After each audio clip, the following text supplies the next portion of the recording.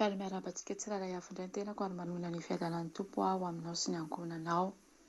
Ampanetretena indray no hitondrako ny tenin'Andriamanitra ho antsika rehetra izay mandre. Alohan'ny hitondrako ny teniny nefa dia tsara raha hivavaka isika. Tompo, saotranao aho fa tonga eto. Anome ny hafatra izay nomenao aho. Tompo, ianao no fidy aho. Ary mino aho fa ianao ihany koa no ampiteny ahy eto. Tompo, ingana izay rehetra voalazan'ny vavako eto dia araka ny sitraponao ary indrindra ny teny izay araka ny sitraponao aho izay avoaka ny vavako eto. Ifona kosa Tompo raha toa ka misy tsy araka ny sitraponao sahady izany. Mino aho Tompo fa ianao no ampiteny ahy eto ary ny fanahy masinao no angatahako anjaka mandritra ny fotoana izay ilazako sy izarako ny teny izay avy aminao. Mino ihany koa Tompo fa ireto mpiaino rehetra ihany koa dia tsy mpiaino fotsiny fa mpiaino mpakatoka aka izay anjara an'izy ireo tsiraray avy ihany koa. Ka efa ianao sady Tompo no isaoranay amin'izany. Engane izay rehetra voalaza eto dia ho araka ary ny teninao dia teny ho an'ny hainay no sakafom-panahinay ihany koa. Ka ingane izany dia tsisy very fa ho raisinay am-pitiavana tahaka ny nanomezanao anay satria tianao ihany koa izahay. Izany Tompo no vavaka tolotro ka engane izay rehetra mba reto dia ho araka ny sitraponao. Dia misaotra raha eo. Amen. Ny tenin'Andriamanitra alaitsika akatsika afatra dia hitantsika ao amin'ny raisitsika ny Baiboly dia ao amin'ny Efesianina 2 dia ny 14 sy 15. Raha asitsika lohateny ny afatra ho azy ho anao anio dia hoe ny fitiavan'Andriamanitra atsika indrindra ho azy ho anao. Efa teny lavitra eny dia naveriny indray noho ny famindram-pon'Andriamanitra. Amen. Daholy hovakitsika ny tenin'Andriamanitra. Efesianina 2:14 amin'ny anaran'i Jesosy fa Andriamanitra izay manan-karena amin'ny famindram-po noho ny halehibeny fitiavany izay nitiavany atsika. Na dia fony mbola tsy matiny ny fahadisoana azy isika dia nahavelona atsika niaraka tamin'i Kristy. Fahasoavana no namonjena anareo. Amen. Raha ny lohateny ery ambony amin'ny ity teny akatsika afatra ity dia hoe ny famindram-pon'Andriamanitra amin'ny jentilisy amin'ny andraisany azy ho ao amin'ny fiangonana. Voninahitra ho an'i Jesosy irery ihany.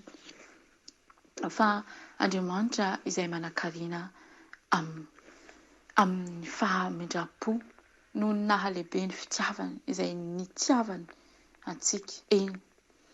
Tena manan-karena fitiavana sy famindram-po tokoa Andriamanitra. Raha manana fitiavana azy izaho sy ianao koa izay no hitiavana atsika satria izy no fidy atsika. Izy ihany koa no nanala atsika tany amin'ny toerana lavitra dia lavitra. Mino fa izaho sy ianao ao matsapa izany satria Andriamanitra dia nifidy atsika. Izy tsy amonjy ny marina fa amonjy ny izay very. Eny, fantatsika tsara fa izaho sy anao dia efa teny amin'ny lavitra teny no naveriny atao anatin'ny valany. Eny, efa be ny zavatra nataontsika. Eny na dia tsy tanisa fa izaho sy anao dia matsapa izany. Ary mino aho fa Andriamanitra no tena hoe mamindra fo amiko sy aminao ary mamerina antsika amin'izay lalana izay tsara ary ho tantaniny amin'ny izay tsy averantsika izany intsony isika. Ary eto ihany koa dia ny tompo dia tena hoe mampiseho ny fitiavany, ny famindram-pony amintsika satria izy dia ilay izany hoe izy no nampiarina antsika na tamin'ny vina na tamin'inona na tamin'inona, enina teo aloha na hatramin'izao azany. Ninninona zavatra atrehantsika fa Andriamanitra dia tia antsika foana, ary ninninona izay ataontsika fa Andriamanitra dia mamindra fo antsika foana, kanefa kosa tsarovy fa Andriamanitra kosa dia manana mba valiny avy any amintsika. Fantatsika tsara inona no valiny, tena hoe valiny dia tena hoe fanolorantsika ny fontsika eo amin'ny tompo. Fitiavan'ny tompo no lehibe ao anatintsika. Eny, tena hoe lehibe tokoa ny fitiavan'ny tompo amintsika tsirairay avy, araka ny ambarako hoe Andriamanitra dia nifidy antsika tany alavitra tany. Eny, araka ny lohateny hoe Anjetilisa. Fantatsika tsara fa Anjetilisa dia tsy malala.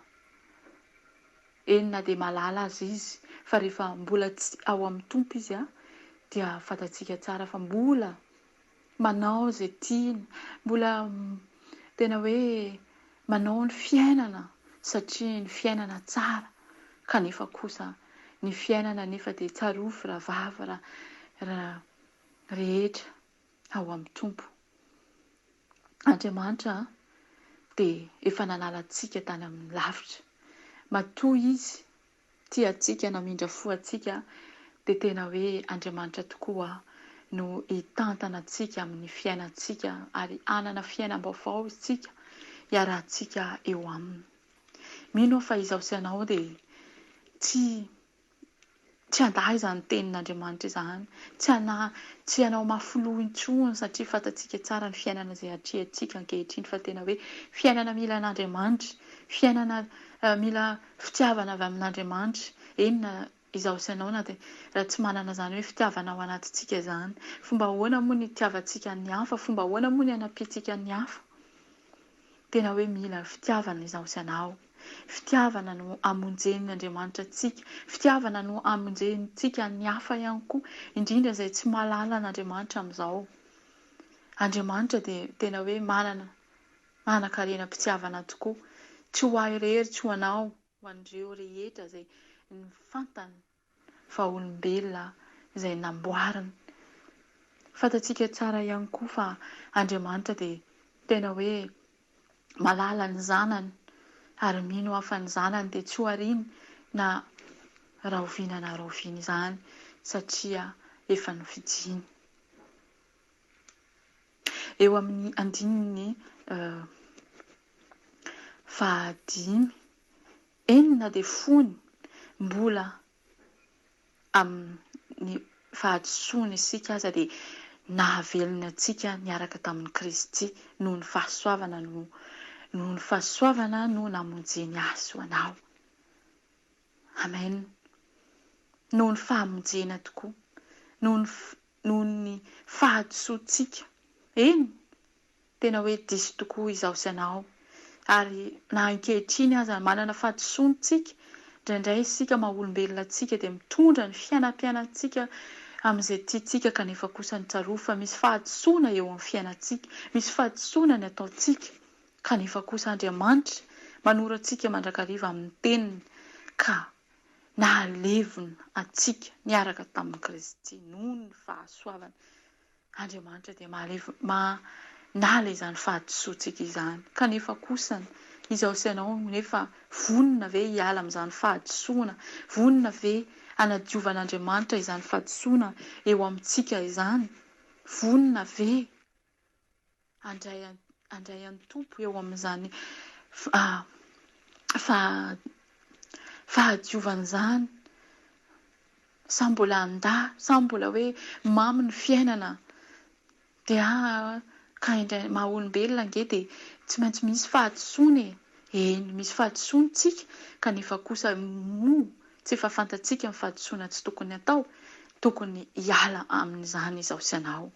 Tena hoe raha ao aminatitsika tokoa ny tompo, mino fa taritin'ny tompo amin'ny lalana tsara mandrakariva izao sy anao, ary dioviny mandrakariva eo amin'ny fiainana, dioviny eo amin'ny fitiavana izay ananantsika ao anatitsika izay nomeny tompo atsika ihany koa, satria ny fitiavana tena ahafahantsika manao zavatra maro, manana mpitiavana tsika, mampianatra ny hafa, manoro ny hafa, manala ny hafa, indrindra ireo izay jentilisa araka ny tenin'Andriamanitra.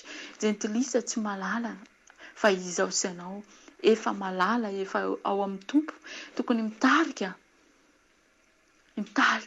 sy manoro, ary indrindra mampianatra, manala an'ireo izay any amin'ny fahadisoana, any amin'ireo izay milaza fa mbola hoe mamy ny fiainana, tsara ny fiainana. Tena hoe Andriamanitra tokoa no ampianatra ary anoro atsika, indrindra araka ny teny, tena hoe manan-karena famindrapo izy, ka raha mamindra fo amintsika Andriamanitra dia ndao koa isika mba hamindra fo an'ny hafa, andao izara, ampianatra, anoro an'ny hafa ihany koa, ndao. Eto ihany koa Andriamanitra dia tiatsika, satria tena hoe ny fahasoavana nomeny atsika. Mino fa ny fahasoavana nomeny atsika tsiraray avy, nahafahantsika manatrika ny androm-piainantsika, ny fiainantsika rehetra, izay rehetra ataontsika, eny na ny fofinaina na ny iainantsika rehetrarehetra. Andriamanitra tokoa tena hoe mahalala ny momba antsika tsiraray avy, ka ndao isika hiaraka, hifandray tanana, hifanoro, hifanampy, ary indrindra hitarika ho an'ireo izay mbola tsy ao anatin'ny fanarahana ny tompo, indrindra ho an'ny jentilisa.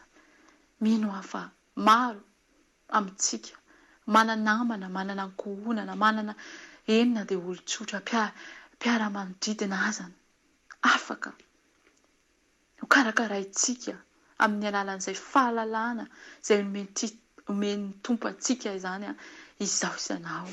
Tena hoe afaka mihitsy. Kanefa kosa tena hoe Andriamanitra anome izany hery sy tanjaka ho atsika, ahafahantsika nahatanterahantsika izany, kanefa kosa mila mandray an'ny tompo tanteraka izao sy anao ao anatin'ny fotsika, ao anatin'ny heritsika, indrindra fa ny fananantsika azy mandrakariva eo amin'ny fiainantsika. Raha tsy ao anatitsika tokoa moa Kristy, ahoana no ahafahantsika andeha hizara ho an'ny hafa? Ahoana no ahafahantsika andeha hitory ho an'ny hafa? Hampianatra, hitarika. Mila mandray an'ny tompo tanteraka. Vonona andray an'ny tompo ve izao sy anao? Vonona hanampy an'ireo hafa ihany koa ve izao sy anao, araka ny teny izay nomeny tompo atsika, ary araka ny teny izay omeny ho azy anao, ampianarana ho an'ny hafa ihany koa, tahaka ny ampianaran'ny tompo atsika tsiraray avy amin'ny alalan'ny teniny, amin'ny alalan'ny fitiavana atsika. Dia araka an'izay hoe fahalalantsika izany fahasoavana avy amin'ny tompo izany, dia ndao tsika andeha hamonjy sy hanampy ny hafa ihany koa. Raha mbola toizantsika ery amin'ny fahavalo ny tenin'Andriamanitra dia fahasoavana no namonjena anareo amin'ny finoana, ary tsy avy aminareo izany fa fanomezana avy amin'Andriamanitra. Eny, fahasoavana tokoa namenana ho azy anao, kanefa kosa manana finoana ve izao sy anao ananantsika izany famonjena, andraisantsika izany famonjena ao amintsika izany, manana finoana ho ny tompo, ny finoana ahafahantsika nateterahantsika ny rehetrarehetra ihany koa. Raha tsy manana finoana izao sy ianao, ahoana moa no anateterahantsika izany? Lasa mino fa mety isalasala izao sy ianao hoe andeha hitory amin'ny hafa, marina ve izay lazaiko? Sao de diso, tsy tokony hanana fisalasalana izao sy ianao fa tokony hanana finoana amin'izay entintsika indrindra amin'ny fitoriana sy fanarahana ny tompo. Mila manana finoana izao sy ianao ary tsy avy amintsika na avy amin'iza izany finoana izany fa fanomezana avy amin'Andriamanitra. Eny, Andriamanitra dia tia antsika, tena hoe tia antsika tokoa Andriamanitra. Ary Andriamanitra ihany dia malala ny fitiavana hoe ao anatintsika ao, satria matoa Andriamanitra nanome fitiavana antsika tsiraray avy dia manana fitiavana an'Andriamanitra ihany koa izao sy ianao. Ka Andriamanitra dia fantatsika tsara fa izy dia ilay nanao antsika ary malala ny momba antsika tsiraray avy, malala ny fiainam-piainantsika tsiraray avy, ary inona ny zavatra rehetra ho tiantsika atao, ho tanterahantsika na amin'iza izany na amin'iza, fa Andriamanitra no malala izany alohany isika ilobava, alohany isika hanao izany. Andriamanitra malala, tena hoe Andriamanitra malala. Mino aho fa lehibe tokoa ny fitiavan'Andriamanitra izao sy ianao, ary mino ihany koa fa matoa Andriamanitra no manome ny teny mandrakariva hananarany antsika, ampianarany antsika, hitaritany antsika mba hanarahantsika azy kokoa, mba hitaritantsika any hafa ihany koa. Kanefa kosa mila manana finoana mandrakariva izao sy ianao mba hananantsika tena hoe ao anatintsika tokoa Andriamanitra, ahafahantsika andeha hanampiantsika an'Andriamanitra ihany koa mba hitaritantsika an'ireo izay mbola tsy eo amin'ny tompo. Izay ary no afatra. Mino aho fa Andriamanitra tokoa ilay manan-karena pasoavana no hitarika sy hanampy antsika sy hanana fitiavana ho antsika mandrakariva. Ka izao sy ianao anio dia tena hoe andray ilay fitiavana lehibe ao amin'ny tompo ary izara ilay fitiavana nomeny tompo ho an'ny hafa ihany koa, ka hitaritantsika ho an'ny hafa, indrindra ho an'ireo izay mbola tsy malala ny tompo. Nomeny tompo, eny, asa isika, indrindra fa ny fanompoana azy, hitaritantsika ny hafa ihany koa. Ka Andriamanitra hiaro antsika amin'izany. Andriamanitra hitahy sy hikasitanana ho an'ireo izay olona ho taritintsika amin'izany fanarahana ny tompo izany, indrindra ho an'ireo izay jentilisa araka ny lohateny mba ho taritintsika any amin'ny fiangonana, any amin'ny izay fantatsika tsara fa ny fiangonana ankehitriny dia izao sy ianao efa ny fidian'Andriamanitra, dia izy ireo ihany koa tahaka izay fidian'Andriamanitra anaran'ity ihany. Ka izao sy ianao no asain'ny tompo hitarika an'izy ireo handray ilay fahasoavana, ilay fitiavana, ilay fanomezana lehibe avy amin'Andriamanitra, tsy inona izany fa ilay fitiavana sy fahasoavana avy amin'Andriamanitra. Izay no afatra ho azy ho anao. Tena tiantsika tokoa ny tompo tahaka ny tiavany izao sy ianao ihany koa. Ny tompo dia tia anao ary izy ihany koa dia vonona ho tia any hafa, ka izao sy ianao efa ao amin'ny hitarika an'ireo olona izay mbola tsy malala azy. Ndao isika hisaotra ny tompo amin'izay teny izay. Misaotra ny tompo satria ny teny davy aminy. Ary izaho sy anao dia mandray izany. Tompo misaotra anao fa ny teny izay nomenao ahy. Aoka izahay iteny izay Tompo tsy handalo eo amin'ny fiainanay fotsiny fa andray izay tandrifanay tanteraka izahay tsiraray avy satria izay no afatra nomenao anay tsiraray avy anio. Ny mpiaino ihany koa Tompo dia tsy mpiaino fotsiny fa ho mpiaino mpakatoa. Ary engany izahay Tompo tena hoe andray izany fitiavana sy fahasoavana avy aminao izany tokoa satria raha tsy misy anao, raha tsy manana izany fitiavanao izany koa izay dia tena hoe mbola any amin'ny lalakafa. Ka mino izahay Tompo fa matoa izay nomenao ny teny dia ho ahy sy ho an'ireto ho an'ireto izay miaino ity teny ity. Tompo misaotra anao fa lehibe tokoa ny voninahitra ka ianao irery ihany no saoranay amin'izany rehetrarehetra izany. Amen. Raha soa antsika rehetra samy taheny Tompo avy. Aleluia. Amen.